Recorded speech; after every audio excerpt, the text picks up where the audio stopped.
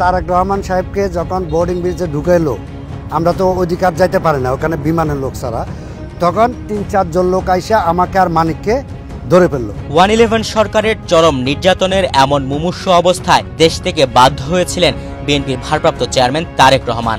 দুঃসহ সে অবস্থা যিনি বর্ণনা করছিলেন সিরাজ উদ্দৌলা তার নাম। সেদিন বিমানবন্দরে তারেক রহমানের শারীরিক অবস্থা দেখে তাকে সাহায্য করতে এগিয়ে গিয়েছিলেন সিভিল এভিয়েশনের এই গাড়ি চালক। হঠাৎ দেখি সিআই ব্রিগেড দিয়ে কয়েকটা গাড়ি মানে আগে পিছিয়ে মাঝখানে একটা অ্যাম্বুলেন্স ঢুকলো। দূর দিয়ে গেলাম, যাওয়ার পর দেখি দিয়ে একটা অ্যাম্বুলেন্স থেকে জনাব তারেক রহমানকে নামাচ্ছে।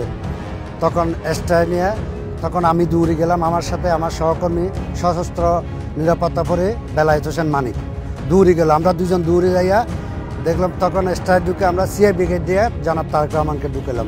তখন আমাদের ডিউটি সিকিউরিটি অফিসার ছিল নজরুল ইসলাম, উনি তখন তাড়াতাড়ি দৌড় দিয়েছে দেখে আসার পরে আমরা তিনজনে তাকে নিয়ে ভিতরে সিআই ব্রিগেড দিয়ে ঢুকাই। ভিতরে ঢুকানোর পরে একটা সোফাতে বসাতে চেষ্টা করে, বসতে পারেন না, উনি কাঁপতেছে।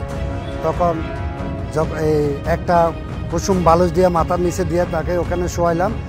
জাইমা রহমান ছিল, জোবাইদা রহমান ছিল, ওনার জোবাইদা রহমানের বড় বোন ছিল, বোনের হাজবেন্ড ছিল, একজন ডাক্তার ছিল। পদ্মা সেতু, মেট্রো রেল এবং এলিভেটেড এক্সপ্রেসওয়ে নির্মাণের গর্বিত অংশীদার বসুন্ধরা সিমেন্ট। 2008 সালের 11 সেপ্টেম্বর উন্নত চিকিৎসার জন্য লন্ডনের উদ্দেশ্যে ঢাকা ছাড়েন তারেক রহমান। সেদিন বিমানবন্দরের প্রতিটি পর্যায়ে তাকে সাহায্য করেছিলেন সিরাজ উদ্দৌলা সহ সিভিল এভিয়েশনের 3 জন। এমিরাত এয়ারলাইন্সের কাউন্টার থেকে বোর্ডিং কার্ড আনা হয়, আমার ডিডিও সিকিউরিটি অফিসার এবং ওই জোবাইদা রহমানের বড় বোনের হাজবেন্ড, ওরা যাইয়া বোর্ডিং কার্ডগুলি নিয়ে আসে। আসার পরে ইমিগ্রেশন হয়, হওয়ার পরে ওই অবস্থায় তখন তারেক রহমান পানি খাবে। আমি আবার 2 তলা থেকে দূর দিয়ে একটা পানি নিয়ে আসি, আমি এবং বেলায়েত হোসেন মানিক আমরা পানি খাবাই। খাওয়ানোর পরে উনি একটু পেশাব করার আছে, আমি মানিক দুজনের কাঁধের উপর বাদ দিয়া উনি ওয়াশরুমে নিয়ে গেছি।